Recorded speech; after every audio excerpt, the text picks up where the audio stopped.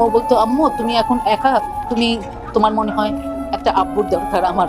আমি বললাম, না বাবা, এটা তুমি বলো না, তুমি আমার সব কিছু, তোমাকে নিয়েই আমার পৃথিবী।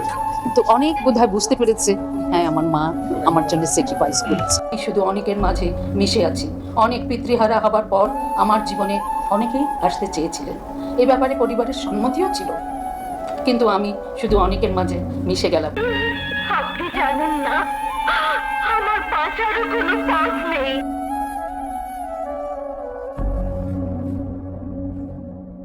ববিতার জীবনের শেষ অধ্যায়ে কেন এত একাকিত্ব? সন্তানের জন্য আজও চোখ ভেজে কিংবদন্তি এই অভিনেত্রীর। ঢালিউডের ইতিহাসে সর্বকালের সেরা অভিনেত্রীদের তালিকায় শুরুতেই উচ্চারিত হয় ববিতার নাম। রূপালী পর্দায় অসংখ্য দর্শকের ভালোবাসা, দেশ বিদেশে সম্মান, আন্তর্জাতিক স্বীকৃতি, কিছুই কম ছিল না তার জীবনে। কিন্তু এত সাফল্যের মাঝেও থেকে গেছে এক গভীর অপূর্ণতা। অল্প বয়সেই হারিয়েছেন স্বামীকে। এরপর জীবনের বাকি সময়টা কাটিয়েছেন একমাত্র সন্তানকে মানুষ করার লক্ষ্য নিয়ে। দ্বিতীয়বার সংসার করার সুযোগ থাকলেও সেই পথে হাঁটেননি তিনি। কিন্তু ভাগ্যের নির্মম পরিহাস, যার জন্য নিজের ব্যক্তিগত সুখ বিসর্জন দিয়েছিলেন, সেই সন্তান আজ দেশের বাইরে। আর এই দূরত্বই এখন সবচেয়ে বেশি কষ্ট দেয় কিংবদন্তি এই অভিনেত্রীকে।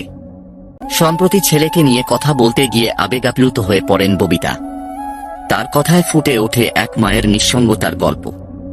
আজকের ভিডিওতে জানব বর্তমানে কোথায় আছেন ববিতা, কেমন কাটছে তার জীবন, এবং কেন বারবার আলোচনায় আসছে তার একাকিত্বের বিষয়টি।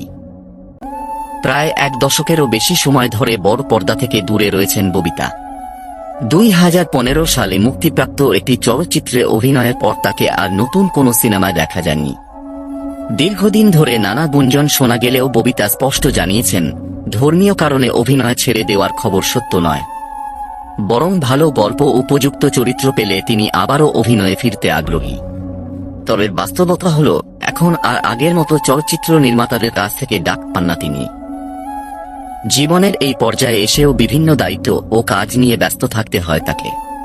অথচ এক সময় তিনি ছিলেন দেশের চলচ্চিত্র জগতের অন্যতম জনপ্রিয় মুখ। চলতি বছর দেশের অন্যতম মর্যাদাপূর্ণ রাষ্ট্রীয় সম্মান 21 পদকে ভূষিত হয়েছেন ববিতা। এই সম্মান তার দীর্ঘ শিল্পী জীবনের স্বীকৃতি। কিন্তু পুরস্কার, সম্মান আর অর্জনের বাইরেও একজন মানুষের ব্যক্তিগত জীবন থাকে। আর সেই জীবনেই যেন সবচেয়ে বেশি শূন্যতা অনুভব করেন তিনি। ঈদ এলেই সেই অনুভূতি আরও তীব্র হয়ে ওঠে। কারণ তার একমাত্র ছেলে বর্তমানে কানাডায় বসবাস করেন। মা আর ছেলে থাকেন দুই দেশে, দুই ভিন্ন জীবনে। আর উৎসবের সময় এই দূরত্ব যেন আরও বেশি কষ্ট দেয় ববিতাকে।